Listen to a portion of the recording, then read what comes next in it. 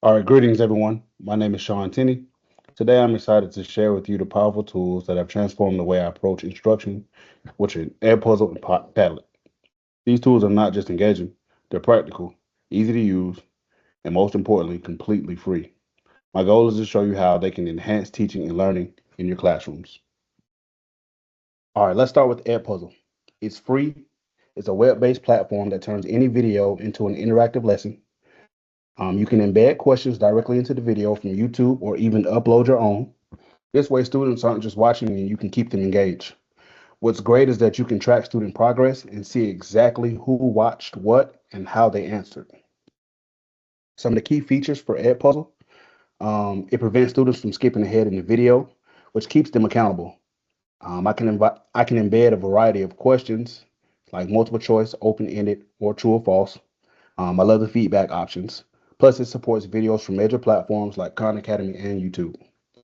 There's an analytics dashboard. It's super helpful in identifying students that may need extra support. Teaching benefits. In my experience, Edpuzzle is amazing for flipped classrooms. Students come in came in already familiar with the content, ready to discuss and go deeper. It promotes critical thinking by encouraging students to reflect. I can easily differentiate by assisting different videos to different groups. It works across all subjects and grade levels, which makes it really versatile. Let's move on to Padlet.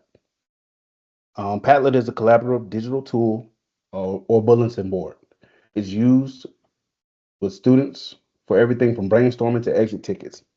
It's visually intuitive, so students of all ages can use it. I can post notes, images, or links or videos, and choose from different layout formats for activities. Some of the key features for Padlet, it makes it teacher friendly. They have a drag and drop interface option, which is also customizable with privacy settings.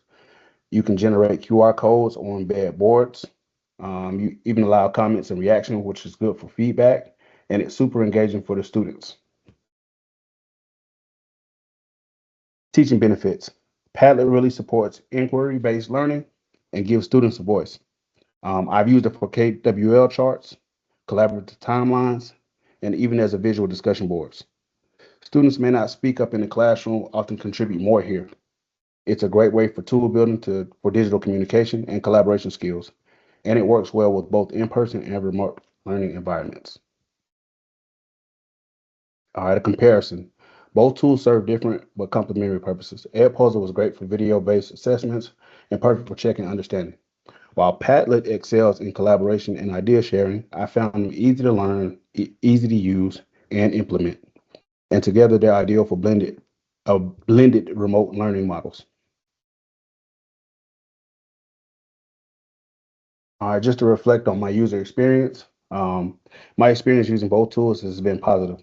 Edpuzzle was easy and gave me real-time insight into student thinking. I think Padlet gave students a creative outlet and fostered participation amongst the students. Both tools have reliable support and resources online. I think as a bonus, they didn't require any funding, which is always a win when you don't have to come out of your pocket or contribute, anything to it. In conclusion, I highly recommend both Edpuzzle and Padlet.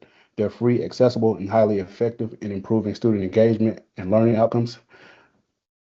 Whether you're looking to strengthen formative assessments or boost creativity and discussion, these tools are both worth trying. Here are my references I listed here, including both platforms. Hey everyone, my name is Sean Tenney, and the new tech tools I explored for this project are Edpuzzle and Padlet.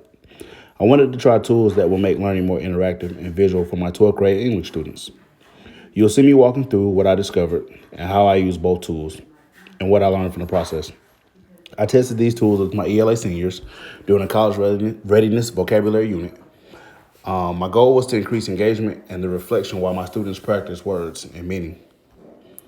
My discovery and identification, I first heard about Edpuzzle from a colleague who used it in her science classes. I thought it would also be really good for English since it allows teachers to turn regular videos into interactive lessons with embedded questions. I found Padlet through an online teacher forum. It's like a digital discussion board where students can share their thoughts and visuals in real time.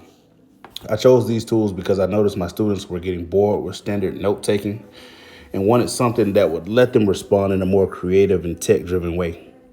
Both tools seem like a good fit for the visual learners and for giving students a voice and a choice.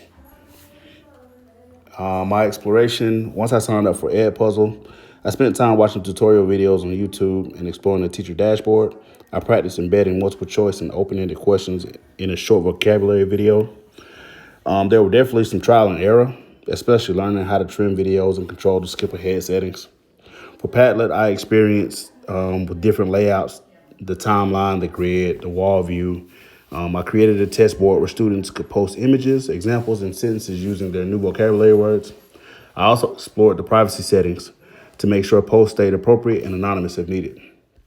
My evaluation, after using both tools in class, I noticed a big difference in engagement. Edpuzzle kept students focused.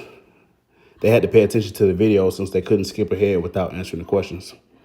Padlet worked well for the students in class discussions because even my quitter students, I was able to get them to participate. They like being able to post pictures and GIFs. We had to limit that, of course, but you could also post examples that related to the work. However, I learned that internet connection can affect how smoothly Edpuzzle runs, and Padlet can get a little chaotic if too many students are on it at once. I found that setting clear posting expectations and using small group Padlets also helped. My implementation, it looked somewhat like this. On day one, I introduced a vocabulary list and had students watch a short Edpuzzle video where they defined and used each word in context. On days 2 through 4, students used Padlet to create posts showing the words and real life examples, memes, quotes, or sentences from college essays. On day 5, we reviewed together and I used their Padlet examples in a class Kahoot for reinforcement.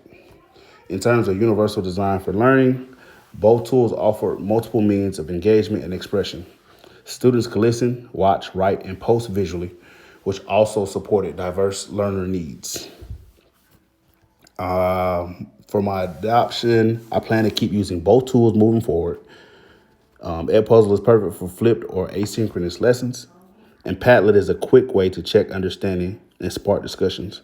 I recommend these tools for grades 9 through 12, especially in ELA or social studies classes. If a school wanted to adopt them widely, they need reliable internet access, student devices, and short PD sessions to help teachers get comfortable using both tools. Overall, the journey showed me how combining visual and interactive platforms can make even simple tasks like vocabulary review more engaging and meaningful for students.